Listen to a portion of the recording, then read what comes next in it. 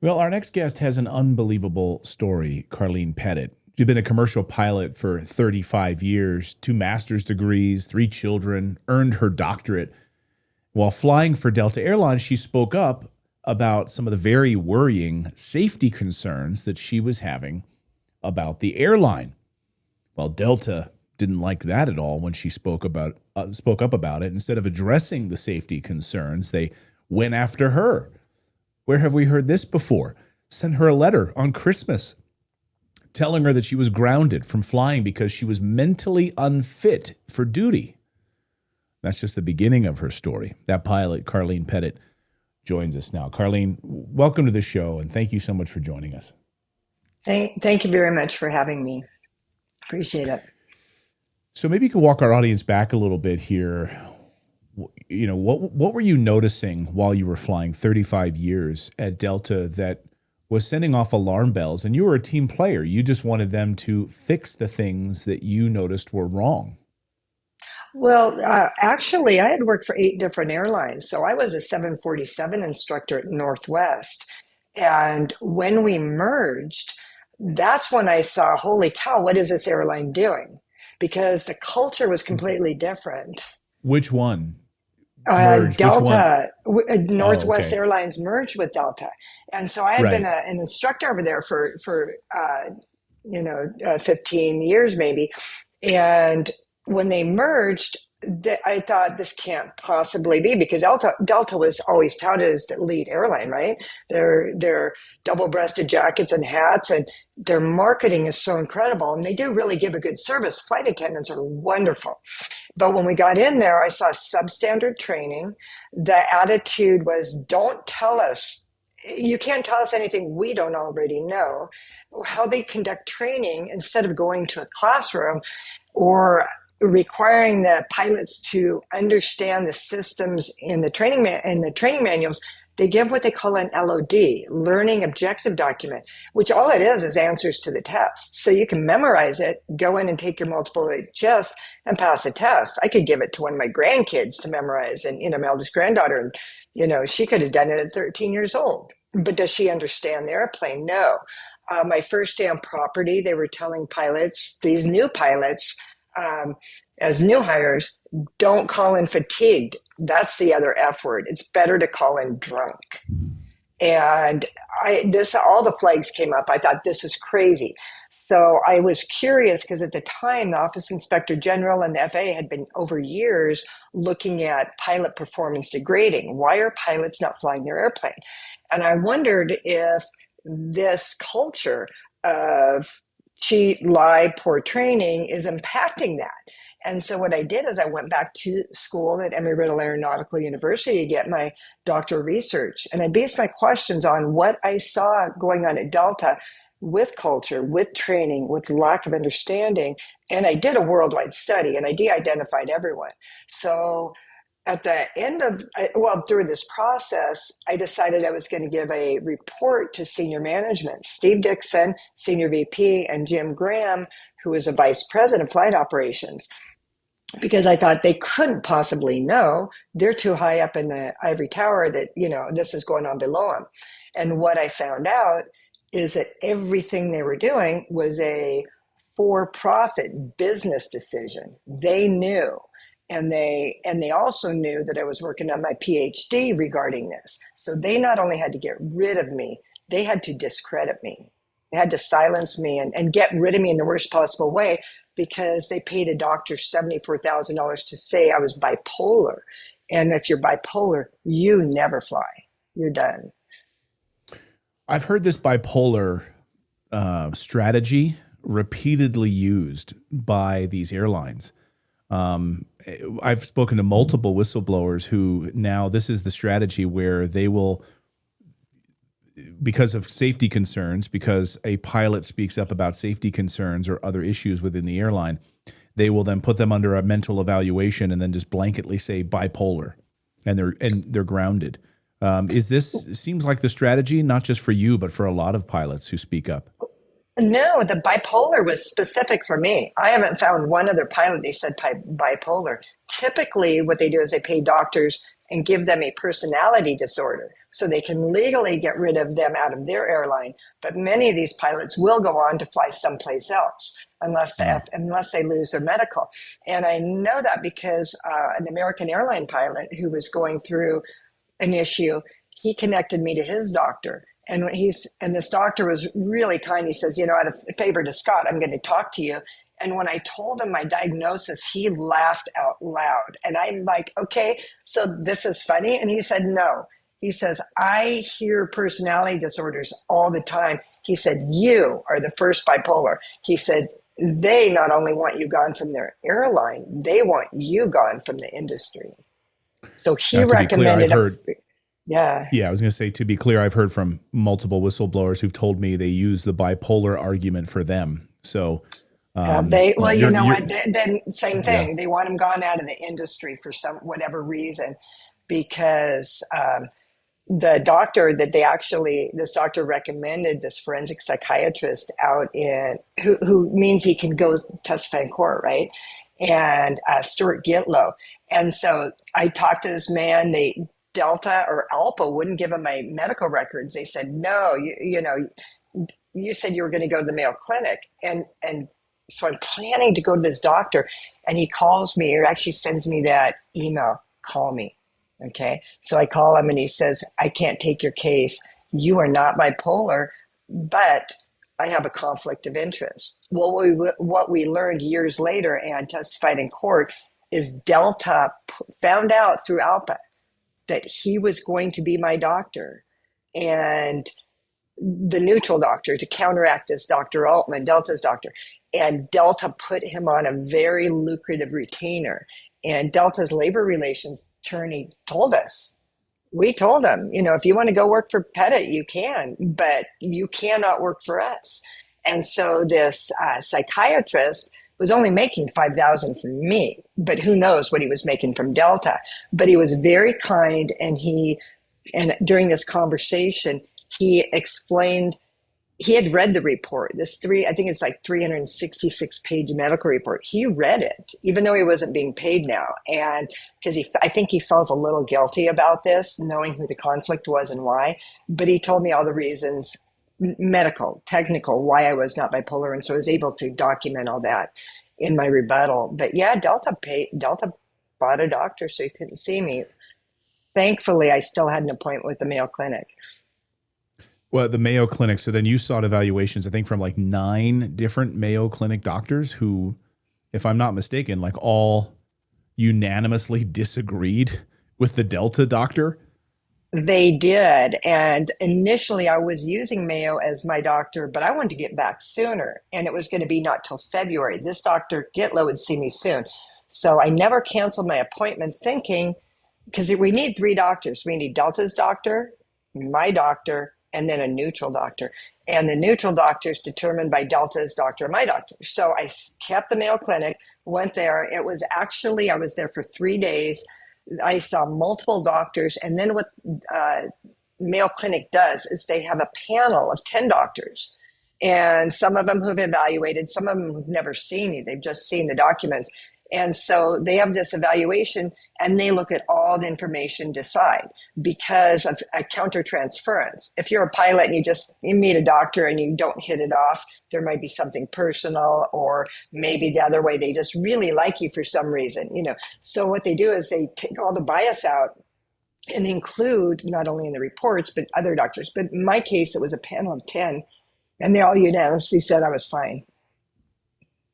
All 10 of them said, we disagree with Delta's assessment. You're fine. You're not bipolar. I mean, how devastating must that have been for you to receive this letter? I mean, Christmas Eve, you learn from the powers that be at Delta, we're assessing you.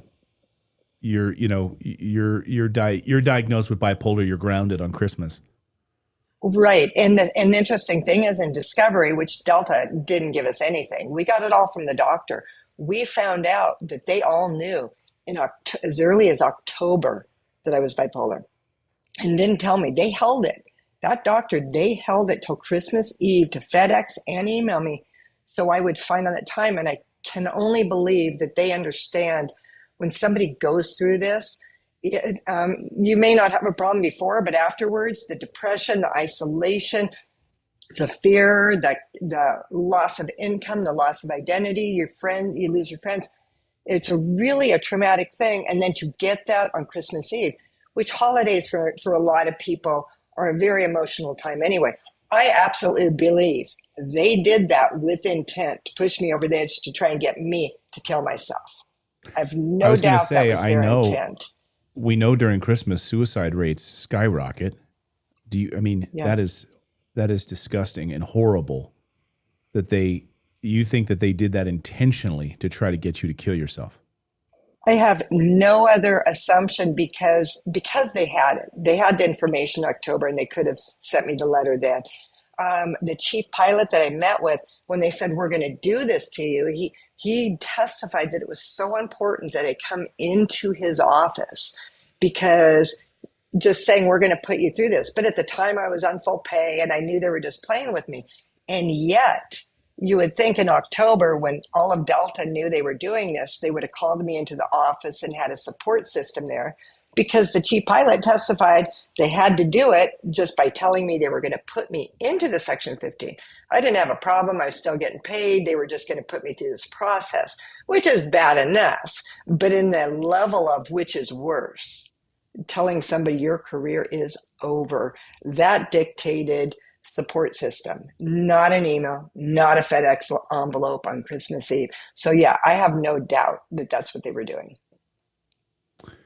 When you hear about some of these other whistleblowers that have come forward from Delta and otherwise, and suddenly they disappear or they're found dead in their car, when you hear these stories, what do you think?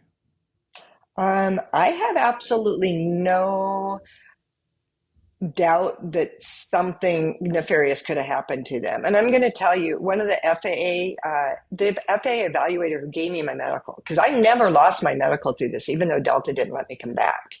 And after I was bipolar and the Mayo Clinic said, you're not bipolar, I went and got my medical again. Now, my AME said, no, Karlene, you're fine, but I got an email from the FAA, and that somebody at the FAA, Warren Silverman, wrote to my medical examiner and said, don't support this airman any more than you have to. He referred to Deltas as the baddies and said Dr. Altman is a big gun. Okay, so then he said, don't get backed into corners. So this doctor reached out to the regional flight surgeon, who read all the information, said, yeah, I'll give her the medical. Then Delta found out, was livid. They called Michael Berry, who was a deputy federal flight surgeon at the time. Now, Michael, and this will get to your question in just a long way. Michael Berry used to work for Delta as a director of health services. He did this to somebody at Delta years ago, Captain Wayne Whittier, Captain Wow. And the judge ordered this Michael Berry to never work for Delta again. So he goes to the FAA and works his way up to the deputy federal flight surgeon, the top position in the medical certification area. So now Michael Berry calls Wyrick and says, basically, what the hell did you do? Why'd you do it? And Dr. Wyrick says this was the right thing to do. So, but they ordered him to do another investigation. He did it. I'm still cleared. They still give me my medical. I'm still not allowed to come back. But I was at an aviation conference and went and spoke to Dr. Wyrick, and just to thank him for doing this. He said it was the right thing to do. And he said, Karlene, be careful. People are killed for a lot less than this. And then he said, but I want you to know I do read thriller and spy novels. And I laughed. I thought this was funny. But the fact is, it's not funny. And I do not think John Barrett, one of the books that I wrote, Air 21 Delta's debacle, to teach whistleblowers how to be safe, how to be protected under the law.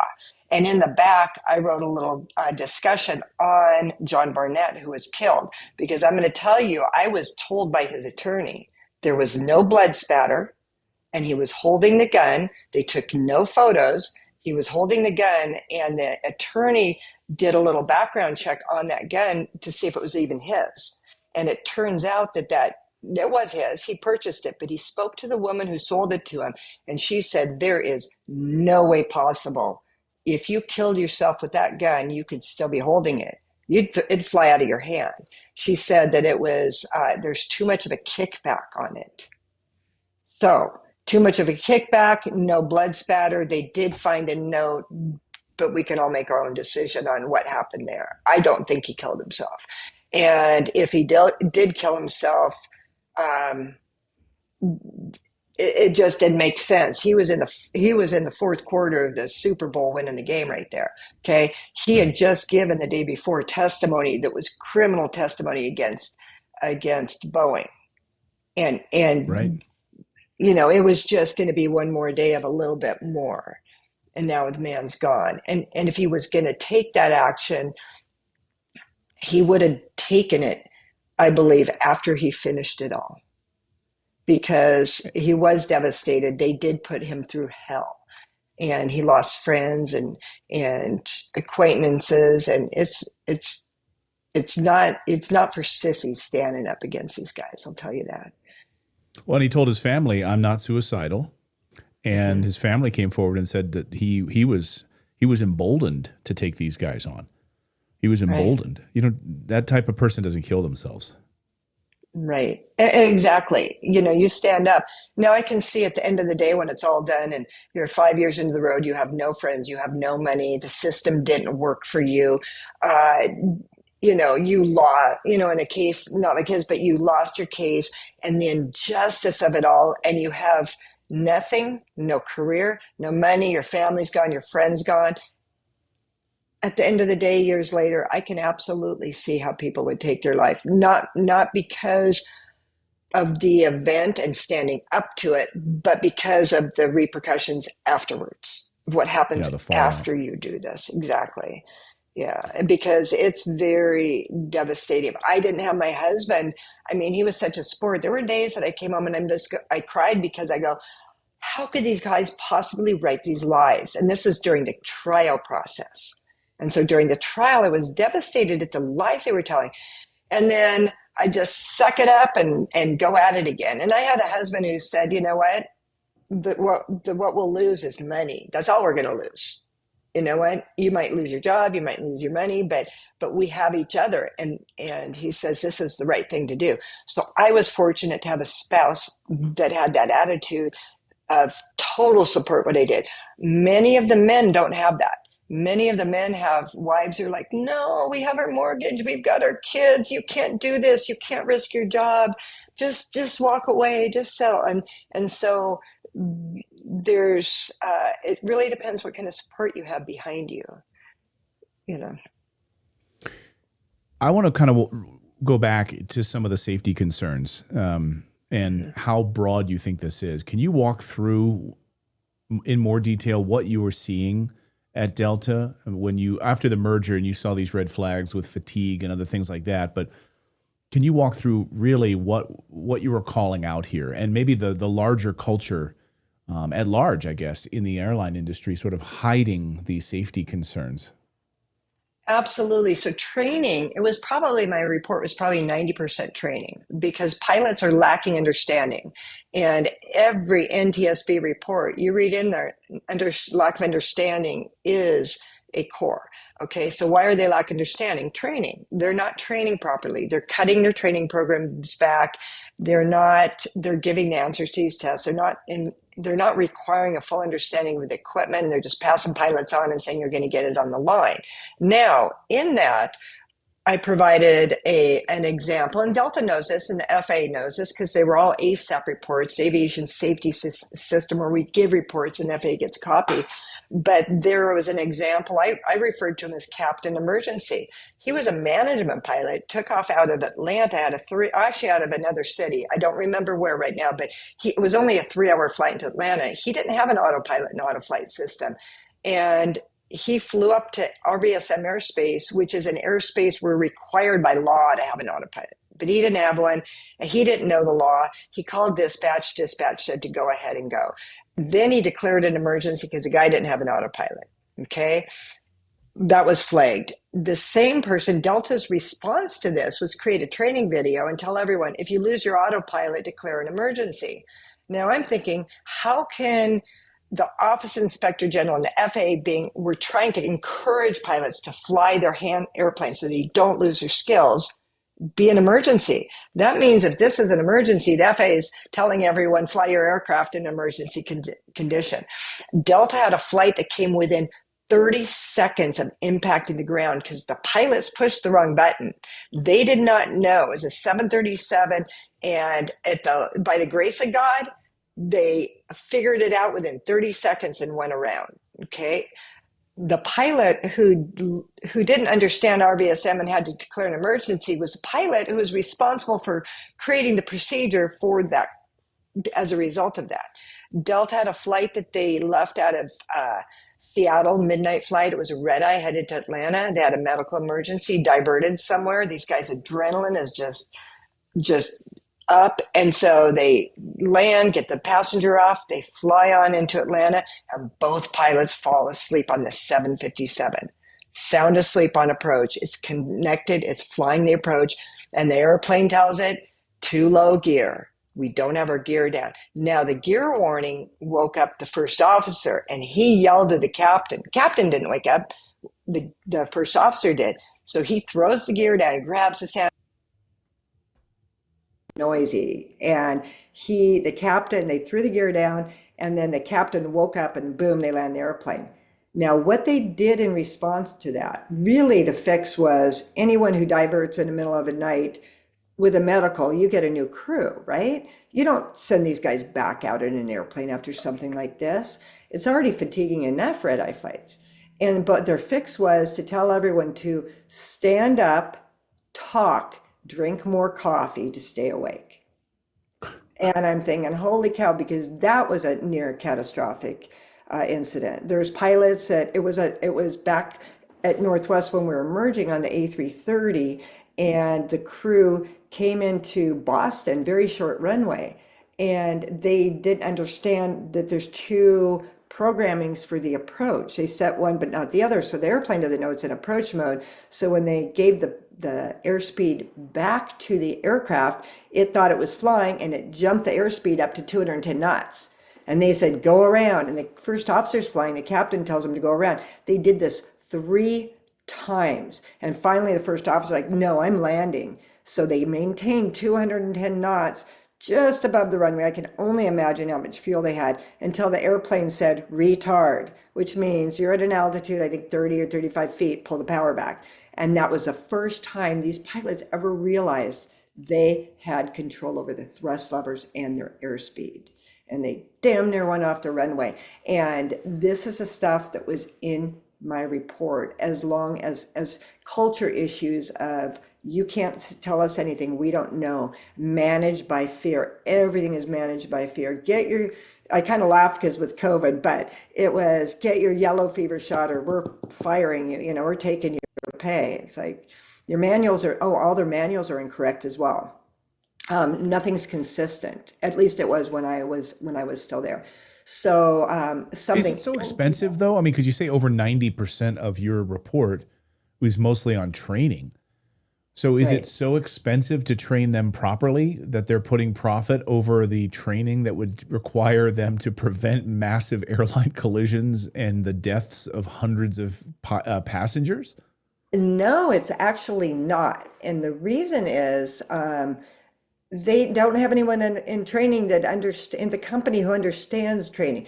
They don't need to do more of what they're doing. They just have to redesign their training program and ensure level of understanding. Right now, we used to go to a classroom and learn, but now they give you a desk. You don't even go to school anymore. You just show up.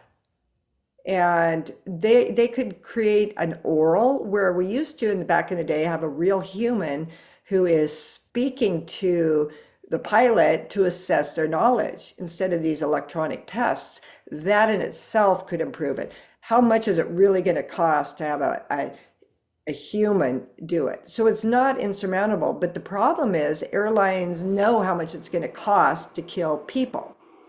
And so there's a value of life for insurance. I want to say it's $75,000 a person is what the insurance covers. So it's not that expensive. And I'm wondering if mentally in some sort of boardroom somewhere, they're sort of weighing the options, well, if we have if we have an airline crash and 200 souls are lost, we'll have to pay that out. Our stock price will plummet. That, financially, that's not as bad as having to spend all this money on training. So I guess we'll just have to take the good with the bad. If we have an airline crash, we'll deal with it, but we'll actually save a lot of money on all this training. Yeah, and I think it's a little bit more than that. And I have been, what got me through all this is I have been writing novels. So I've got 7 novels on this, but there's a singular theme. I honestly believe these people know what they're doing. The FAA knows their substandard training. The airlines do. Jim Graham, who stated Delta had in 2018 25,000 ASAP reports. He was proud of that. Delta, there's a website called Aero Inside. You can go look at every airline and see what their accident rate is, incidents. But I think that they are dumbing down training and they're allowing these incidents, close calls, accidents, they're allowing this to occur because of next gen. And they want to get rid of pilots. So what do you think the best marketing tool is going to be when they finally get fully automated aircraft, which they already have them over, the Airbus already has one that's airline category aircraft that's taken off, landed, flown. So they already have it. So what do you think the marketing is going to be when this comes to fruition where they can do that? They're going to say, we have a pilot shortage and look at our pilots anyway. They make errors. They don't fly anyway. They used automation and they make errors. Our completely automated aircraft are not going to be, they're going to be error prone. We're not going to have errors with these. So they're going to use this. I believe that they're not taking action, not only because it's going to cost more money training right now, but because they have an ultimate, we're going to get rid of pilots and this is what we're going to use. But the thing is about the pay, look at how much the CEOs are making at this airline. You'd think that they can't afford to Right. train pilots properly. They could. Your case has really been, I think, described as a rare instance of complete vindication for a whistleblower. I would say it's rare. I've spoken to, hundreds of whistleblowers, on this show, from the airline industry to the FBI, you name it. And overwhelmingly, they're always screwed over. Their lives are ruined. They're out of money. In some cases, their families have disappeared and don't want to have anything to do with them. You're in a situation where you won. You went to court. You win. The Seattle Times writes a whole big story about how you won. What message do you believe this sends to other, whistleblowers out there who are trying to speak up about this and trying to bring this to the fore? Yeah, I was during trial, I'm actually going through all the testimony. I sat in every deposition and I clearly through this trial and I'm reading the depositions, and Delta's in-house doctor actually testified that once the company's medical examiner, Dr. Altman, in my case, diagnoses you, he has never seen anyone come back from that, ever. So I am the first person as far as this guy has been involved in many of these. So, and that really is the reason I wrote a book, because if somebody's just screwing with you, they just want, you might not even report safety. It might be something as you're standing up for somebody, some flight attendant who's being harassed and abused by a chief pilot, okay? And you're telling the guy, no, that's wrong. Well, he can go around and set you up and get rid of you. Okay. And so that's really why, there's really no money in making books, but I did this Air 21 and Delta's debacle because I want to teach people what they did in my case, why I won, how I won, and just a strategy. And if you have the courage to go forward, do it properly, because the law is weighted towards the company, not towards the employee. But if you understand the law, you can create your report that meets the letter of the law. I just happened to get lucky that I met the letter of law because I used language regarding safety management systems that I had just learned in my doctoral research. And I utilized that with safety culture in my report because SMS is a risk mitigation tool, but it's a federal law. And anything any employee does to mitigate risk at their airline, they are protected under that law. So when you write your report, you need to say, per our safety management system, SMS, we are required by law to mitigate risk. So I'm bringing this forward to you because this is my concern. And now you meet what they call the prong of protected activity. Also, many people think they're going to be anonymous. There's nothing anonymous in any of this. They know who you are. Somebody will always know who you are. So be bold, and you have to, that's their claim. They're going to go, oh, but we didn't know. They wrote an ASAP report. We didn't know that was him. Yeah, they did. Yeah, they did. So be bold and give your report to multiple people that have control over your action, because now and do it in good faith. Hey, we have this risk. I'm reporting to you in good faith. This is what we need to do. Then if they retaliate against you in any manner, you have a claim. Right. To have it out to multiple people are aware of this. Right. And yeah, that's a great bit of advice. I'll get you out of here on this, Karlene.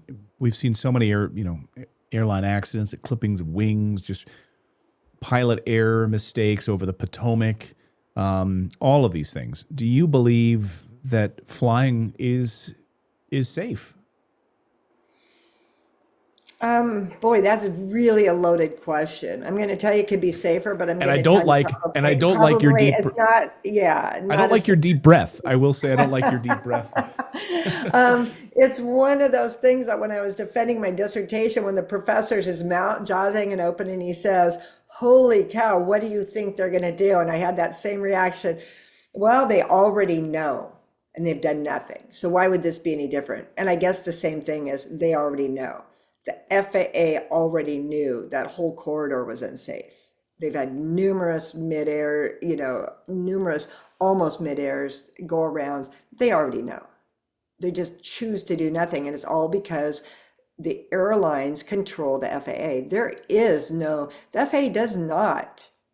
Let's put it this way. The FAA's primary concern is financial to the airlines, not safety. That just came in years later. The FAA actually enacted to promote economic growth of airlines, and that they're still there. They're still doing that.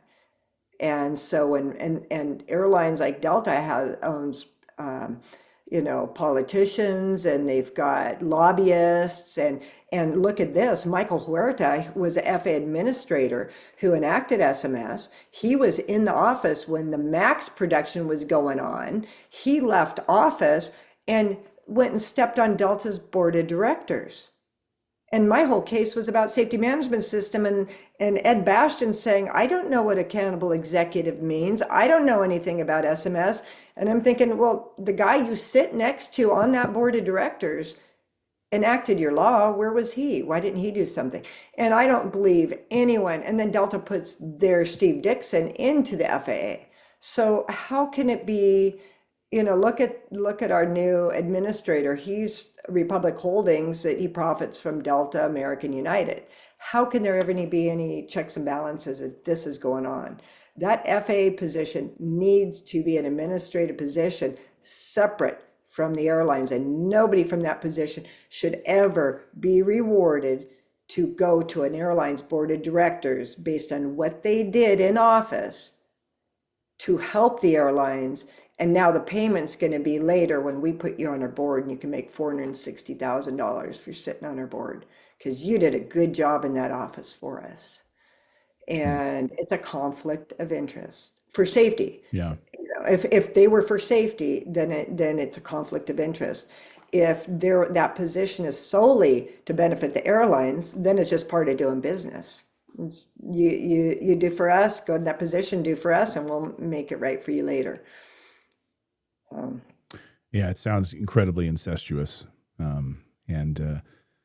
it's deeply disturbing. Do you have any plans going forward to really advocate for systemic changes in the aviation industry. I mean, is this something that you want Congress to hold hearings on, get Sean Duffy, Transportation Secretary, called to the mat on this and make sure that he's fully aware of these problems? Do you think the Trump administration right now, under Sean Duffy and the Transportation Department, understands the severity of this? I don't, they might understand, but are they going to do anything with it? I doubt it. It's business, just pure business. And it's big, it's monopoly. And basically, that's what it is. They're playing monopoly. But I always say they're playing Russian roulette with passengers' lives every time they step on an airplane, because we don't know if we're the ones that's going to be on that airplane when this happens. What I've been doing is I participated in rewriting the Air 21 law, whistleblower law, to make it more friendly for the whistleblowers. But right now, I'm just writing books and I'm just writing posts on this. I don't know if anybody knows, but the CEO, that Jim Graham, the CEO of Endeavor that flipped that airplane, he was one of the people I gave the report to. And then they promoted him to become CEO. So 9 years after I give him a report and say, you got a training problem, they flip an airplane. Why? Because a training problem. So I've been writing about this. Delta just recently threatened me with a defamation lawsuit, frivolous as it is, because they wrote it on behalf of the captain. Not anything I've been saying about Delta. They don't argue what I say about them because they know I know the truth. But this captain who I said, hey, my sources say he flowed up to Delta, it didn't pass, they sent him back, because Delta does that. If a pilot comes from Endeavor, a captain, and he fails training at Delta and is not going to be able to pass his check ride, they give him the option to go back to Endeavor, go right back in his seat and fly. So I filed another Air 21 complaint against Delta. Friday, I had a meeting with OSHA, and these OSHA regulators do not understand the law. They don't know how to interpret it. And from what I've spoken to my attorney is they typically just either dismiss or fail it, because OSHA is responsible for investigating it, and they don't have the understanding. I don't know how they're trained. I don't know who they are, but these two women sounded like they were 20 years old and just right out of college, and I don't know. And they couldn't understand. They just didn't understand. And you have this aviation attorney who's done this for 20 years, who understands the law and is trying to explain it to him. Well, no, because Part A said this, but no, there's a Part B. Well, no, we're just stopping at A. Going, you can't just stop at A. It's not, that's just, you can't read one word out of the law and then not read the whole thing. But that's what's going on. And that's the unfortunate thing. So it's costing lots of time and energy and money for whistleblowers, even the first place to even get to court. And because OSHA's, Trump's going in and wiping out FAA. If he wants to wipe out anything, OSHA's probably the worst department from what I've seen. They may be in other areas, but as far as aviation, they're not doing their job. They're doing nothing, absolutely nothing. So, well, I've got a flight coming up. It's like, okay, I'm going to give a little promotion here. That Air Inside website, I was actually shocked, but not really. But if you look at it, you know who the safest airline in the United States is? Alaska Airlines. They had one incident like in 4 years, and Delta's had, in the last 297 and 6 accidents and 2 crashes, So it's like crazy there. And I had an opportunity to speak to somebody in training over there, and he said, yeah, we really focus on our training. Now, if Alaska Airlines can spend money on training and keep the accident rate down, don't you think the big airlines could do the same? I would think so. Yeah. It's remarkable. And I think, Alaska was really coming back from a lot of PR problems a number of years ago with problems. So, I think, they maybe learned their lesson. But Karlene, this has been eye-opening. So much I could continue to talk with you about. I'd love to have you back on at some point as we watch how the Trump administration maybe handles this, and hopefully we can actually get some hearings on this inside Congress as well, and we'll continue to watch this. Thank you so much for your bravery, and congratulations on actually being maybe one of the few who's managed to come out of this victorious, vindicated, I should say. But thank you so much for your time. Yeah, thank you. And I actually retired 4 years early. So I could do this. So I could speak out and be a voice because the social media policies are gag orders for any employee to speak to the media. And I firmly believe that the only way change will happen is if the public gets involved, if the public hears it and knows it and does something, because the public are the customers. So, yeah, but you're welcome. Thank you. And thanks for having me. And I'll look forward to talking to you again.